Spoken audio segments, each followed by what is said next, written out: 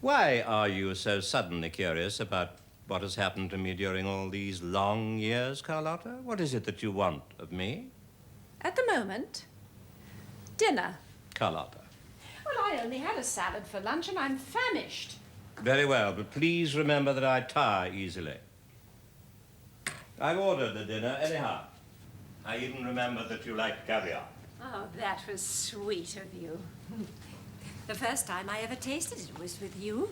You took me to Ciro's for supper after the show. Was I still wooing you then?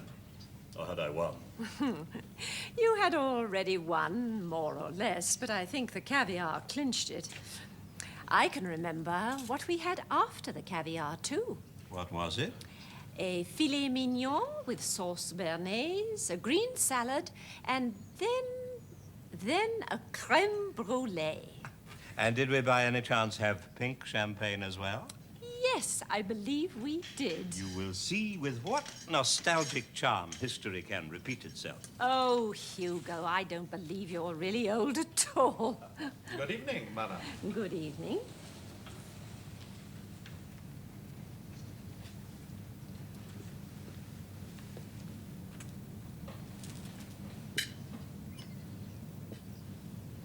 Madam.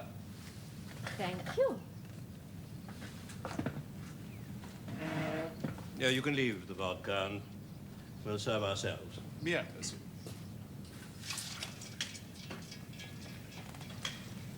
How handsome he is.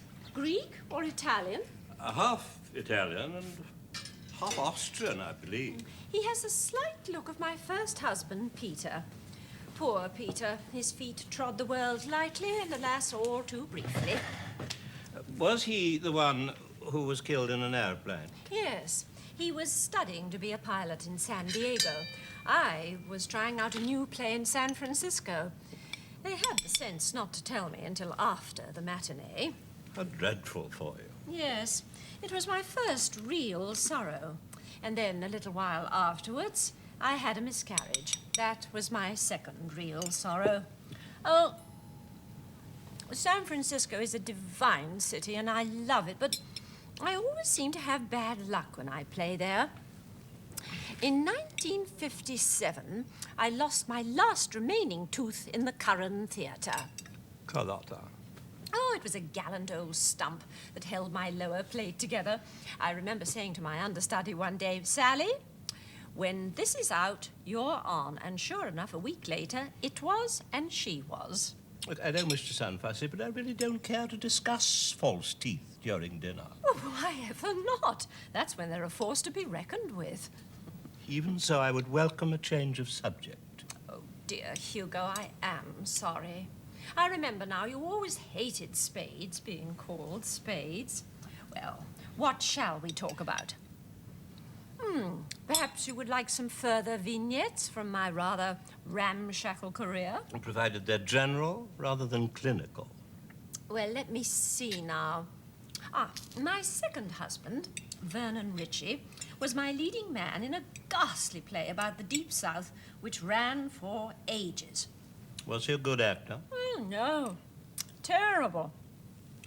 But he made up for his performances on the stage by his performances in the boudoir. He was a sweet man, and I was very fond of him. He was the father of my son, David. He joined the Navy and was killed in the Pacific in 1944. Was that another of your great sorrows? No, just a sadness. Let me help you to some more caviar. Thank you. And, your third husband? Dear old Spike. Dear old what? Spike. Spike Frost. Oh, lots of people are called Spike in America. He's a movie agent and a very successful one, too. He handles a lot of the big stars. Sounds vaguely pornographic. Oh, hooray. A little joke at last. Almost a little off-color joke, too. Things are looking up. Tell me about Hilda. I really see no reason to discuss Hilda with you. I heard you have asked me questions about my husbands and I didn't snap your head off. I liked her. She has wisdom and repose, and her eyes are kind. A little sad, perhaps, but kind. I suspect tragedy in her life. Well, you're right. She managed to escape from Nazi Germany in 1940. She left behind the love of her life, a young poet called Gerhard Händel. He died 2 years later in a concentration camp. Now, are you satisfied? Well, satisfied is hardly the word I would have chosen, but I'm pleased that you told me. Am I too early, sir? No, we've quite finished. You better open the wine. Bien, monsieur.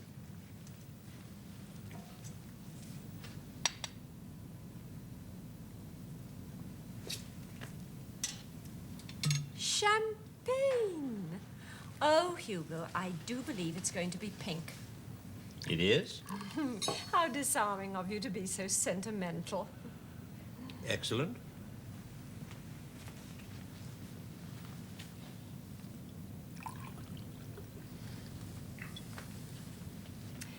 Do you remember the cottage at Taplow and driving down on summer nights after the show? Yes. Yes, I remember. And the weekend we went to Paris? And I got to the theatre on Monday night exactly 7 minutes before curtain time. My understudy was all dressed and ready to go on. You know, I've often wondered why you didn't write any more plays. Your dialogue was so pointed and witty. You flatter me, Carlotta. I have read everything you've ever written. You flatter me even more. No, I only said I'd read everything you've ever written. I ventured no opinion, flattering or otherwise. The statement alone was flattering enough. Yes. Yes, I expect it was. Oh, I have been in America for too long. How lovely to see a steak that doesn't look like a bedroom slipper.